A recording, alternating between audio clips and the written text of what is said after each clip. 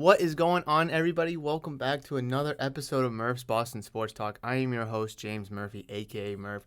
Welcome to episode number 159, and it is an absolute gorgeous day today. A little on the chilly side for my taste, but we do have a good amount of football to talk about today, so it kind of makes up for it. Checks and balances, give a little, get a little, some of that stuff, right? I do want to quickly brief on the Chargers and Chiefs game last night. Obviously, want to talk about the Patriots. I really don't want to talk about the Patriots' loss to the Dolphins last week, but I feel like that's only going to be by nature. Just to brush upon it real quick, give you some of my thoughts about it. I want to take a look at the Patriots and the Steelers week 2 on Sunday. And, of course, just breeze through the NFL's Week 2 slate of games. Give you a little bit of predictions here and there for what games I'm most interested in. And if we have time at the end, I really feel like going over a little bit of betting. Listen, I don't condone it, but we could talk about it. Why not? Why not? We can, talk a little bit of parlays and this and that, over-unders, money lines, and et cetera, et cetera. I think it'll be a really fun little segment today at the end of the episode. Something different that I don't really talk about. But let's just dive into the Chiefs and Chargers Thursday night game from last night. I don't want to spend too much time on it, but I do believe I would be negligent to not talk about Justin Herbert and what he... the kind of game that he was able to play last night. And it was a very overall, it was a good game. 33 completions on 48 attempts, 334 yards, 3 touchdowns, and a pick. That one interception on the goal line is what really did him in, the miscommunication between him and Gerald Everett.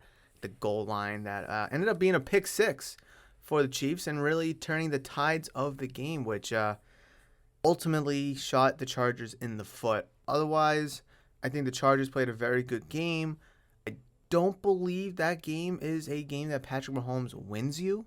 Typically, Mahomes can go out and win you 2 to 3 games per season just by himself, being Patrick Mahomes.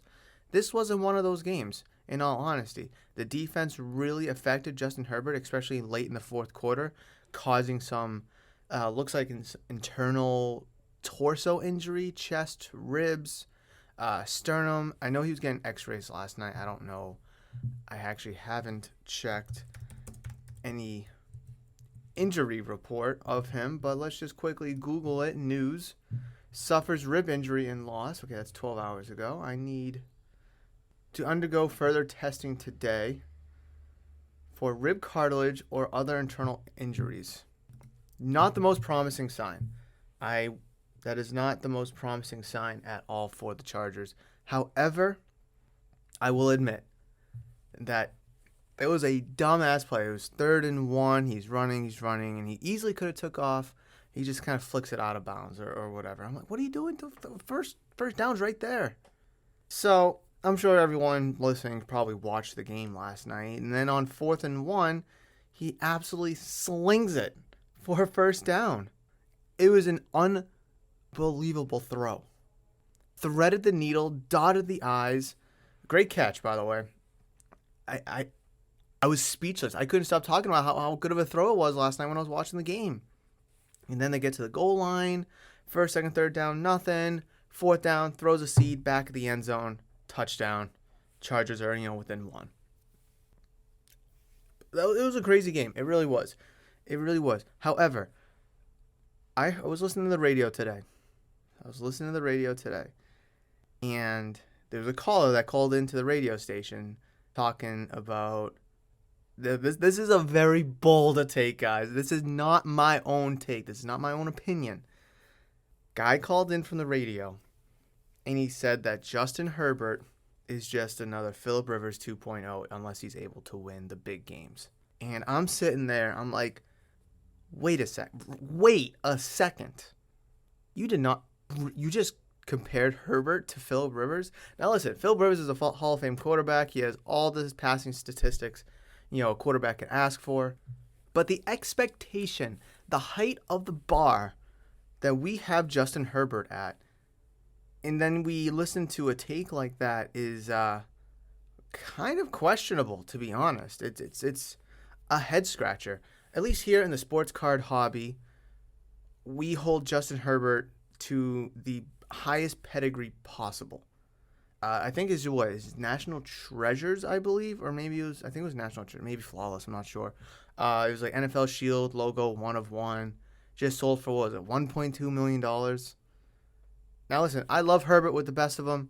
He's done a lot for a good young kid. He's got, screwed to the playoff spot last year, and he has all the potential in the world this year. He does. A lot of people are pegging him to win MVP. A lot of people having the Chargers in the Super Bowl, winning the Super Bowl. And then we hear a take like that. Now, it's only one guy on one radio show. I know. I'm not trying to overreact. I just think it's not out of left field, out of shallow left field. But he has a point, though. He has a point. I'll admit it. I know. I'm not agreeing, but he has a point. Is Phillip Rivers, big gunslinger, big-time passer. Justin Herbert, gunslinger, big-time passer. Both of them, granted Herbert's only in his third year, and Phillip Rivers played for 17, 18 years. They weren't, Phillip Rivers wasn't able to get it done in the big game. I think the first he got was the AFC Championship game against the Patriots, I believe in 2004 it was, where he played that game on a torn ACL. Herbert, still a long, good career ahead of him. But there are similarities there. There really are. And it's a little funny because they're both Chargers quarterbacks. So it just kind of makes it a little on the humorous side to kind of make that connection. And the guy on the radio also said that, Herbert needs to get out of Los Angeles, or that Los Angeles San Diego Charger curse is going to fall, is going to stick with them, because Phillip Rivers, Dan Fouts, etc. Just good quarterbacks not able to get it done. It was a very interesting, way to start my morning, and I did not expect to talk about Herbert in that essence today on Murph's Boston Sports Talk, but here we are talking about it, and I think it was a little on the humorous side. But let me know what you guys think of last night's game. Let me know what you think of that comparison between Herbert and Phillip Rivers. I'd love to hear about that in the comment section below if you're listening to this on YouTube. If you're listening to this on audio-only platforms like Spotify, Apple, Google, Amazon Music, anywhere you can find your podcast, you can find Murph's Boston Sports Talk. So let me know. Reach out to me via social media at Murph's Cardtown. You can find me on Instagram, Twitter, and Facebook. So as we pivot and talk Patriots, I do want to talk about the Patriots and Dolphins game, but I really don't want to in the same breath. I really don't. We all watched the game. We all saw what it looked like. So I don't think I'm going to. I'll make this one point. Mac Jones did look good in the first half or so. I think he was 11 of 13 at one time, or 7 of 9, 10 of 13, something like that.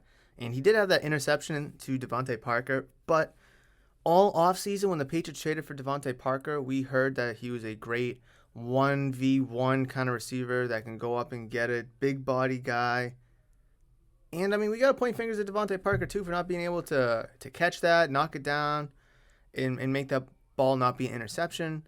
I don't want to dwell on the past. Week 2, looking ahead, I've tried to tell people this here at the shop. I've really tried to tell people this here at the shop, is I don't have the Patriots that good this year. I don't have them projected to do that good, and I'll do it again. I've done this. I don't know if I've done this on the podcast, but I've done this several times here at the shop. I've probably done it on the podcast. Is let's just go through win-loss with the Patriots here. Hold on, let me pull up a nice, good schedule. Steelers, Patriots 2022 schedule. And you guys are going to be baffled. I really do. A lot of people are picking them to win 7, 8, 9 games. And that's fair to have them picking 8, 9 wins.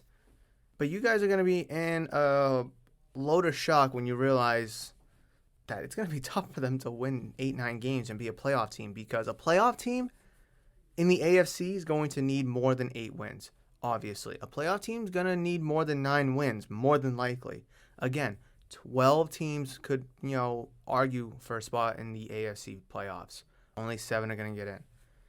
So we already have a loss for the Dolphins, unfortunately. So there's one. Steelers, Patriots. Steelers home opener, got a good emotional win against the Cincinnati Bengals. If Mac Jones is a little dinged up, I'm just not buying it. I'm really not. So I'm giving them a loss there. I can see the case for a win, but if Najee Harris is healthy, it's going to be tough. It's really going to be tough. Home against the Ravens. I'd like to call that a win. I really do. I'm not feeling cozy about it, though. But I'll give you this. I have them losing at Green Bay week 4, okay? I don't see them going 0-4 to start the season. They're going to win one game out of the first 4. So however you want to draw it up, whether you had them winning Miami, which clearly they didn't, whether you had them winning at Pittsburgh or home against the Ravens, it doesn't matter. They're 1-3 to start the season. I think that's a fair assessment. However we want to crisscross the win. I'll be surprised if anyone has them 0-4, kind of, sort of. There's no way they're 2-2. I just don't think they can get to 2-2. All right, so they got home against the Lions. Obviously, I'll count that up as a win. But listen, the Lions, I'm watching Hard Knocks. It's funny. They got a good team, good coach. They're in a lot of close games. Look at last week. They lost to the Eagles in a high-scoring close game. Browns, I'll give that a win, I guess. Home against the Bears, I guess that's a win. At the Jets, I'm calling that a loss. I really am. Believe it or not. Against the Jets, listen, Zach Wilson will probably be back by then. They have good young weapons. The defense is mediocre. I just don't see the Patriots winning 4 in a row. Lions, Browns, Bears, Jets. I don't see it happening. I really don't. I honestly, truly see them losing against the Browns. I really do. At Cleveland, I think that defense is a little too good for the Patriots. But whatever. After the first 8 games, I'm 4-4. All right, you got the Colts. Hold on, where's the loss? That's a loss. You got the bye week. Okay, nothing we can do there. At home against the Jets, we'll call that a win, sure. At Minnesota on Thanksgiving, loss. Buffalo, loss. At Arizona on my birthday, ironically, on December 12th. At Arizona. That could be a sneaky game. That is a low-key sneaky game. I'll call it a win. Fine. At Las Vegas, that's a loss. Home against the Bengals, that's a loss. Home against the Dolphins January 1st, I'm sorry, but that's a loss. If you want to call it a win, fine. If you want to call that a win, fine. But you're calling the Arizona Cardinals game a loss, to be honest. And then Buffalo to wrap up the season, that's a loss. So I currently have the Patriots 6-11. Now, however we get to 6-11, again, lose at the Cardinals, win home against the Dolphins, win at the Steelers, lose home against the Ravens. However we want to draw it up, however we want to shake it out. Win against the Jets, lose against the Browns, 6-11. I've done this exercise a few times, and I'm sticking to it. This team is not good. And I have it here on this piece of paper. 6-11. I've done this drill umpteen times. The Patriots just don't have it this year. Now, listen, I'm not trying to overreact to week 1. I'm really not trying to. I've sat here and said this all year long, all offseason long. They don't have the pieces. They don't have the offensive line to protect Mac Jones. The weapons are marginally okay, they're marginally okay. But, I mean, Devontae Parker's not really a 1. You don't have the defense. Defense is good, but you don't have the defense. And you don't have the coaching, clearly. Every team that you're playing on this schedule got better last year. Every team. Every single team got better. Dolphins, Tyreek Hill. Steelers, as much as we want to bag on them, they brought in a veteran quarterback in Trubisky. They drafted Kenny Pickett. There's some upgrades there, okay? It could be a lot worse with Big Ben retiring. Ravens, Kyle Hamilton on defense. The Packers, that's a good one. They brought in Christian Watson. They upgraded defense, so there's that. Lions, Jameson Williams, Aiden Hutchinson. Browns, Amari Cooper, Deshaun Watson. I mean, I know Watson won't be playing that game, but it's an attempt at an upgrade. It's an attempt. The Bears, second year of Justin Fields. New coach. Yeah, new coaching. New coaching there. Jets, Garrett Wilson. More offensive line help. Colts, Matt Ryan. Big one. Vikings. What did the Vikings do anything big? I knew they got a new coach. Did they do anything else? I don't know. Let's just call it new coaching. Cardinals. Marquise Brown. Marquise Brown. Raiders, new coach. Devontae Adams. Hopefully a healthy Darren Waller. Bengals, new offensive line. Upgraded the secondary. And Dolphins, Bills, we already talked about. Oh, the Bills. And I didn't talk about the Bills. Von Miller. Jamison Crowder. James Cook. It just seems like every team is making moves. What did the Patriots do? Okay, let's just call Devontae Parker a big-time move, a big-time upgrade. Sure. What else? What else? I'm waiting. Nothing. Yeah, they brought in Mac Wilson as a linebacker. Very good linebacker. Okay.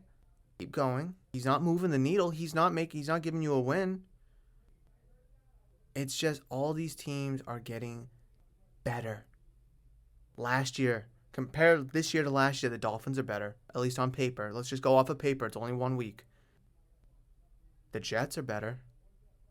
The Bills are better. I thought the Chiefs took a step back, but they look pretty damn good now, don't they? Chargers look better. The Raiders are obviously better. The Broncos are obviously better. I see the Bengals. Bengals are obviously better. Colts are obviously better. All of these teams made drastic improvements this year. And you sat on your ass with your thumb up it. Like, it is time. I didn't expect to go on a rant, but here we are. Here we are, another unexpected rant on Murph's Boston Sports Talk, episode number 159. Special segment, Unexpected Rants with Murph. Where was I going with this? All these teams around us got better, except the Patriots. Oh, yes. And it's time. It's time to adjust our expectations as Patriot fans. Long gone are the days of the dynasty. Long gone are the days of the AFC title game being the Patriots' birthright. Long are the days gone of Tom Brady. We have to shift our expectations. Tom Brady, honestly, was a good 3-4 wins himself when he was here with us. Himself. I mentioned earlier on this episode that Patrick Mahomes was a good 2-3 wins alone for the Chiefs. He can go out there and win you a game if he has to. Make whatever kind of play happen, make whatever conversion, get whatever first down, whatever touchdown. He can do that by himself twice a season. And you only think of twice a season, they're going to win 12, 13, 14 games. Football is a whole team sport, right?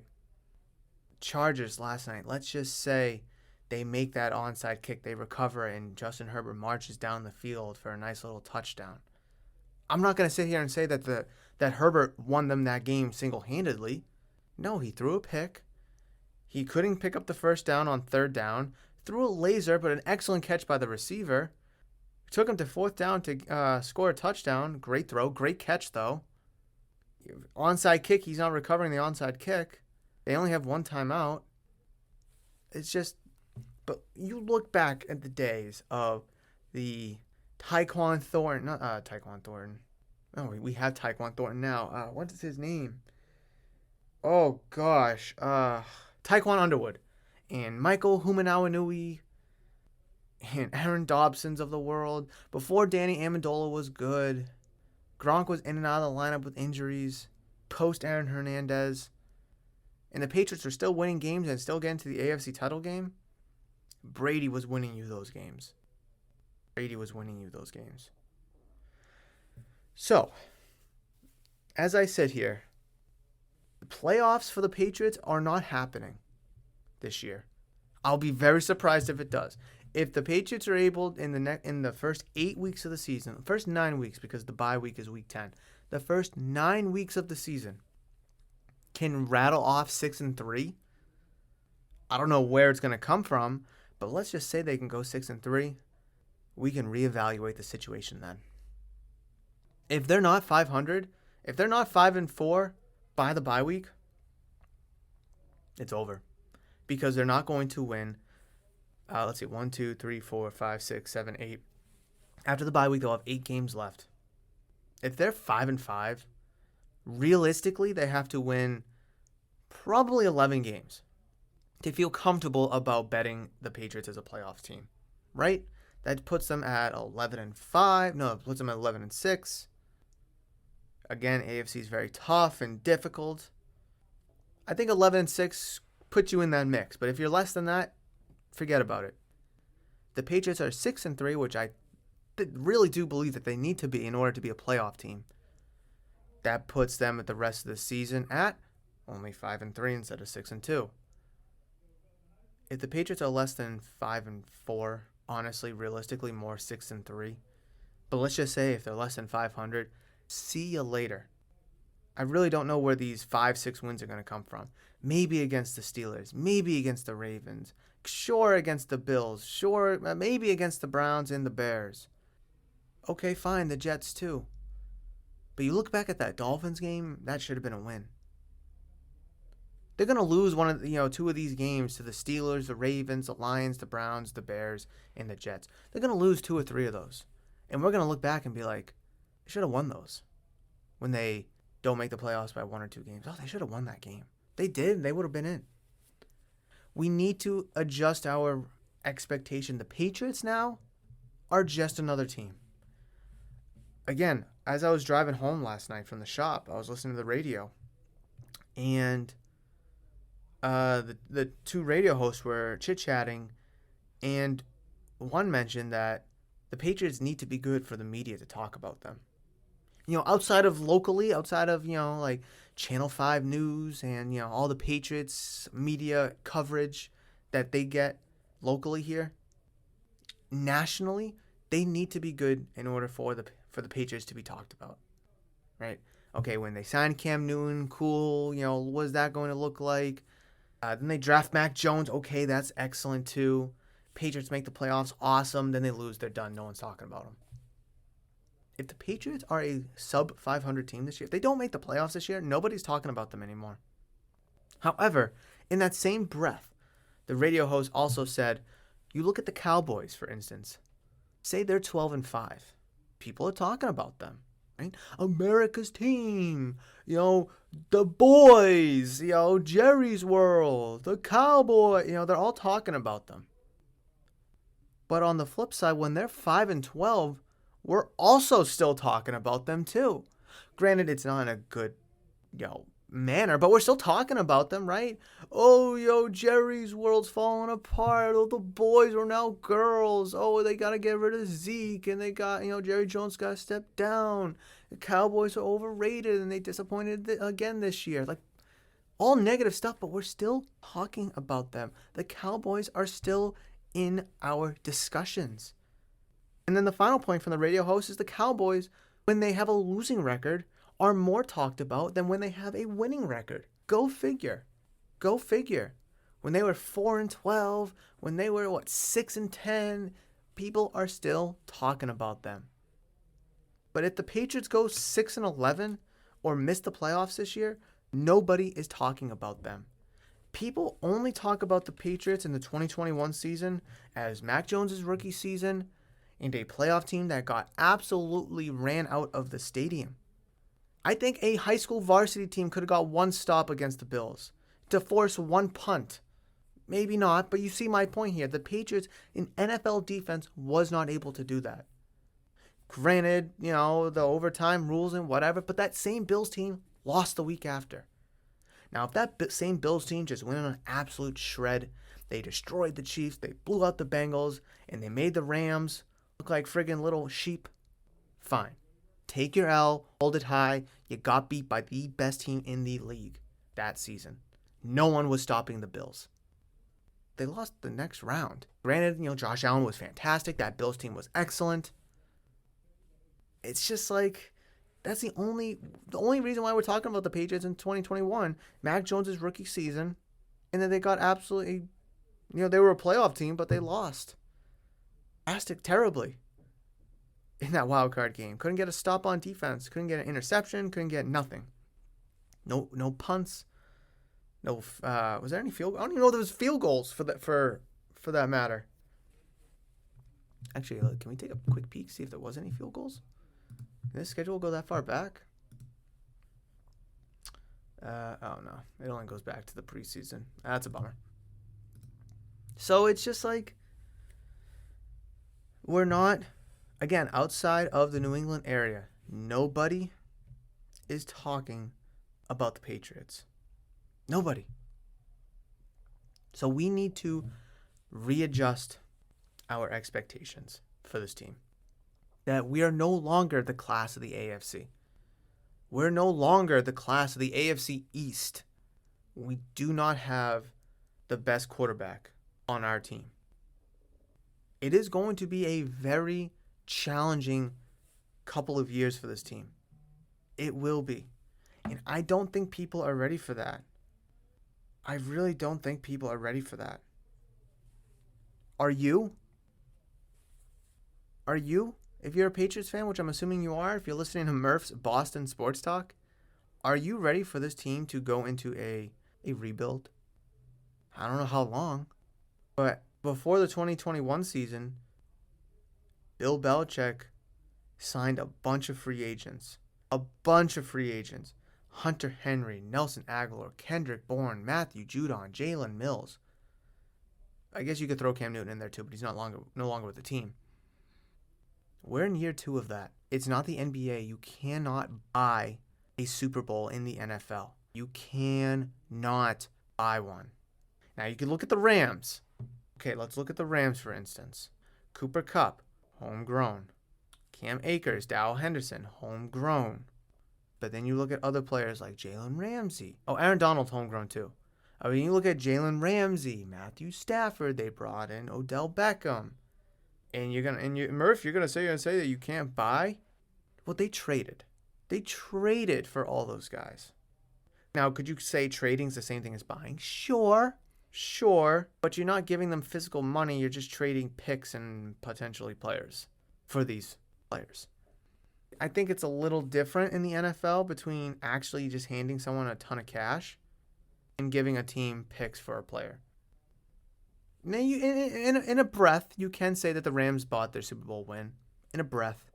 But from what the Patriots were trying to do last year to what the Rams did last year, they didn't go out and sign all these free agents. They traded for all these guys. So there is a line of discrepancy, a line of difference here. Now, if Bill Belichick goes out and spends the next 6 years of first-round picks and brings in a bunch of talent like the Rams did, then we can lump them into that conversation. However, he's not. He's trying to physically buy with cash a Super Bowl. And you can't do that in the NFL. You can't. You cannot. Not when you're going out and spending all this money on Nelson Aguilar to give you nothing. Not when you're going out and spending all this money and getting nothing in return. Jonnu Smith, I forgot to even throw Jonnu Smith in there, who was an absolute zero last year. Potentially looks promising this year. We'll see. You can't. In basketball, you absolutely can. You can go out there and give Steph Curry $50 million. Go out there and give Giannis $50 million and Durant $50 million. Sure, go ahead. You can do that. And it'll work. It will work. We've seen super teams win before. We've seen it happen in the NBA. But you can't do it in the NFL. Can't do it. Now, you can buy a player to help make your current team better, like the Bills. They bought Von Miller, gave him a ton of money, maybe overpaid him, but we'll see. A ton of money to help on the existing Bills team that they have, which, by the way, they built from the ground up. Josh Allen, drafted. Singletary, drafted. Dawson Knox, drafted. Micah Hyde, drafted. Jordan Poyer, drafted. Tre'Davious White, drafted. Tremaine Edmonds, drafted. Granted, they traded for Stephon Diggs and they brought in Jameson Crowder. Fine, I'll give you that one. But they drafted Gabe Davis and Isaiah McKenzie. That team is built from the ground up. From the dirt to the foundation, to the studs, to the sheathing, everything. With adding and trading here and there. That team is organically built. Like the Patriots in the early 2000s, honestly. Very much so like the Patriots in the early 2000s. You had a great core of Lawyer Malloy, Ty Law, Teddy Bruschi, Tom Brady, obviously, Troy Brown, Deion Branch. And then you bring in players like Rodney Harrison. You bring in Corey Dillon. You bring in Mike Vrabel. And then you win again. And again. But that core foundation of that team was built from the ground up. And the only way, you could even arguably say that the Chiefs did it too. Let's run this quick exercise with the Chiefs too. Drafted Patrick Mahomes.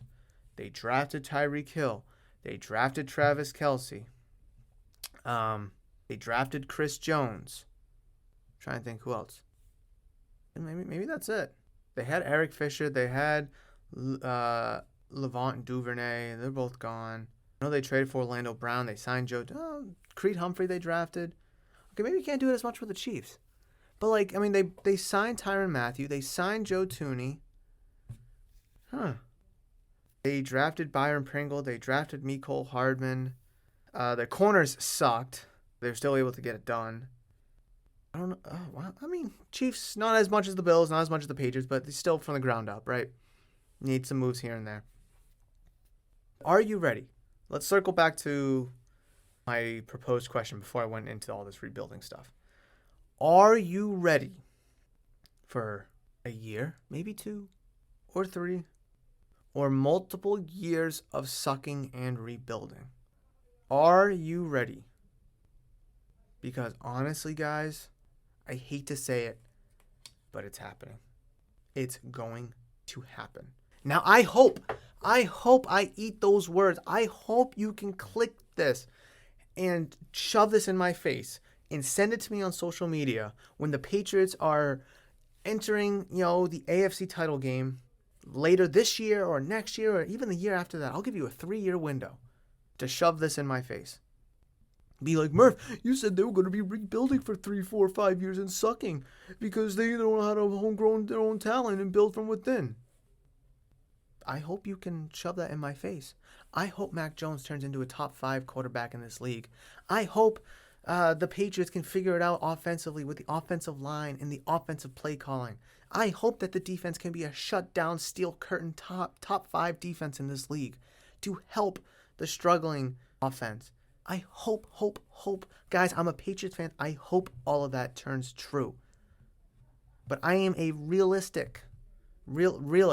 Whatever the word is. I am a realist. I am looking at reality. I'm not trying to live in the past anymore. I'm not trying to live in the glory days of Super Bowl 36, Super Bowl 39 and 38 and 39.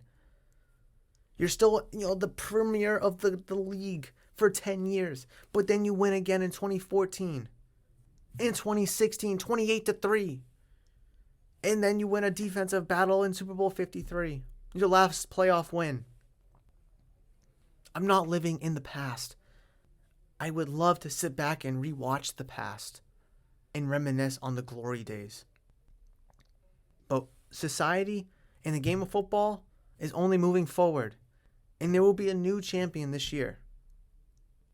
Because Super Bowl 53, 51, and Super Bowl 36, those champions have already been crowned, and those are the New England Patriots. But Super Bowl 57 is going to be played this year. And it's more than likely not going to be the Patriots. But I do hope so. But I can't sit here and say, oh yeah, they lost against the Dolphins week 1, but the Steelers, the Ravens, those are 2 wins. Maybe, they might lose against the Packers, but hey, they've started 2-2 before, and they've still won the Super Bowl. Watch, they're going to rip wins against the Lions, the Browns, the Bears, and the Jets. That's 4 straight wins. The Colts at home, that should be a win, right? Patriots have Matt Ryan's number. So now they're what, 5-4 No, they're 6-2 at the bye. Okay, we got the Jets at home. That's a win. Patriots prime time against the Vikings. I mean, the Vikings. That's a win, right? Home against the Bills. That could be a tough game, but they're home, so that should still be a win. But let's just call it a loss, right? Now they're what, 8-3. Okay, we got the Cardinals in Arizona on my birthday. That's a win because it's my birthday. The Raiders. Preseason's preseason. Let's not look at anything of it, but that should be a win. The Bengals at home. Bengals are a good team, but they're kind of a joke. That's a win. Dolphins, they beat them. They lost them earlier this year. They're going to beat them later in the year. That should be a win. And at Buffalo, at the end of the season, they've lost the last game of the season before, and they've still made the playoffs and had some success. That's a loss too. So let's see. What was that? One loss. Let's see. One loss, two loss, three loss. I got the Patriots about 14-3 right now. Is that what you guys want? Is that what you guys want from me? Because I can't do it. I can't do that. I'm looking at this game against the Pittsburgh Steelers as their home opener. They're coming off an emotional divisional win against the defending AFC champions in the Bengals. The Patriots' offense looked like ass on Sunday. The Steelers have a good defense. Granted, no TJ Watt, but they're still a great defense all around. Their offense looked like ass. So it's like, I think the tide favors the Steelers. I mean, Trubisky looked good. I mean, he didn't look great, but he looked like a comparable quarterback in this league. Ravens, I don't know, contract year for Lamar Jackson coming up. They still have playoff hopes. I know a lot of people have kind of written them off. A lot of people buying into them. I have them as a playoff team. That's going to be a tough. Yeah, that's your home opener. But are you coming off an emotional win? Do you have a great defense? Did your quarterback play comparable week before? Do you still have a Najee Harris, Deontay Johnson in your offensive lineup? No. I need to hammer the brakes on this because I'm going to start crying soon, guys. I'm going to start crying. The emotions are a little too much right now. Whew, okay. It'll be a really interesting conversation we have next week on 19, 20, 21, 22, 23, on the 23rd, next Friday, for episode number 160. It'll be a very interesting conversation that we have. It really will be. To see if this team is 1-1, they bounce back, or if they're 0-2, and we're sitting here talking about, let's just tank it for the rest of the season, get a high draft pick or whatever. Because 0-2, they're not making the playoffs. 0-2, they're not. Not in this AFC. They're not. I'm sorry. But I don't want to take a trip around the league. I think we should kind of pivot and maybe talk a little bit of betting, right? Again, I don't condone gambling, and you have to be of age to do it. You have to be 21 years or older to do it. But I think there's a lot of juice and meat on the bones around the league, to be honest. Now, I already placed my bet slip for this weekend, but I am seeing some lines have moved comparing to when I placed my bets, which is kind of interesting. I just need to log into my account first, and we'll be able to talk about it. Let's see, bet slip. Okay. So I don't want to talk about last week because I picked up Patriots money line like a fool. But here we are. Now again, you guys can either copy this, you can tweak it as you wish, but this is the money line. This is what I'm going with into Sunday. And I was going to, but I didn't bet the Chargers +4. I was going to, but I didn't. Oh, I was going to, but I didn't. Oh, I'm stretching. Oh, I was going to, but I didn't. I'm a little upset. But whatever. It is what it is. All right. I'm going to say that one for last. I think that's juicy. Bengals at Cowboys. The current line, I got to scroll, find it, is Bengals -7, Cowboys +7. And I'm taking, I'll have to get to it now. I'm taking the Bengals -7. Huff, emotional loss last week. Game they should have won. If they can clean up the turnovers, they'll win. They would have won the game against the Steelers if they clean up the turnovers. The Cowboys defense is nowhere near as good as the Steelers defense. Cowboys don't have Dak Prescott. Offensively, even when he was playing, they didn't look that good against the Buccaneers defense. Plus, this game's in Jerry's world too. I think -7 for the Bengals. That's pretty good. People expect the Bengals to be a top team in the AFC. Top 3, top 2, top 4 team in the league, in the AFC. I think they get this win. I really do. So that's -7. I have the under 40.5 for the Patriots and Steelers game. Now, I was going to bet the Steelers outright, or maybe the plus or -2 points for, let's see, Steelers are +2, the Patriots are -2. But Najee is quote unquote healthy. How full go will he be? I don't think the Patriots offense will be able to stack up 24 points themselves. 24-ish or so points. Mac Jones, got a little back issue, illness. How good is he going to look? Again, Steelers have a good defense. On paper, the Patriots have a good defense as well. So even if Mac Jones is healthy, I still feel like this is a defensive battle. So I think under 40.5 points is kind of cheeky there. The Steelers, they weren't able to put up a ton of points. They put up 23 points in their victory. Even though that game went down to the end in overtime, that was still, what was it, 23-20, right? Yeah, that was still a 23-20 game. Took them overtime to get it decided. So I feel confident about -40.5 there. The Colts at the Jaguars, I have them -3.5. Their current line is still -3.5 for the Colts. Colts came out with a tie against the Texans last week. Colts are another one of those teams that people expect them to be really good this year with the addition of Matt Ryan. Hopefully the continuing transcension of Jonathan Taylor and Michael Pittman. That Colts defense is very good itself. The Jags, they lost last week to the Commanders, yes. They do have some upside. Again, when they're going against the Colts, I just don't see it happening. I don't see it happening. -3.5, that's 4 points. I need the Colts to win by. I think the Colts winning, I think they can end up winning by more than 4 points. I have the Commanders and Lions, and I got the Lions -1.5, but the line currently sits at, I know this changed. The line currently sits at, if I can only find it, where'd it go?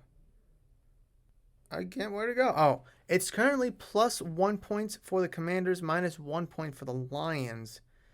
Obviously, if a team's going to win or lose, it's going to be more than 1 point.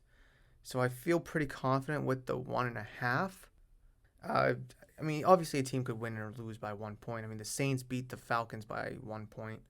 But I just feel like it's more common that it's going to be like at least a field goal per se. So I feel confident with the 1.5, even with the line changed. Lions are known to be in games. They lost a bunch of games last year, but they were in a bunch of them they lost by 1 possession in 7 games or something like that. They lost to the Eagles on Sunday by 3 points in a shootout. Offense looks good. They scored 35 points. Defense, that Eagles offense is going to be good. So the Lions defense got its work cut out there. Where they're going up against the Commanders offense, where it's not as potent as the Eagles offense is, I do feel like that, Lions back-to-back weeks at home will be able to kind of right the ship and hopefully get a win by 2 points. Let's just hope. And then the cheeky bet of the week. Hold on, I need to see if this line has changed. Let's see if this line has changed. Oh, it went up a little bit. Interesting. So my cheeky bet of the week is the San Francisco 49ers hosting the Seattle Seahawks, but I have the Seattle Seahawks +320. The current line sits at +328. I'm picking the Seahawks in this game because they had a good emotional win on Monday night last week. The 49ers did not look that good. Granted, it was a monsoon in Chicago. Trey Lance didn't look that good. 49ers didn't look that good. I don't think the Seahawks are going to be a good team this year. But Geno Smith showed us that he can play quarterback and play it at a good level, a winning level. I think people are sleeping on the Seahawks. Not this year, but this week.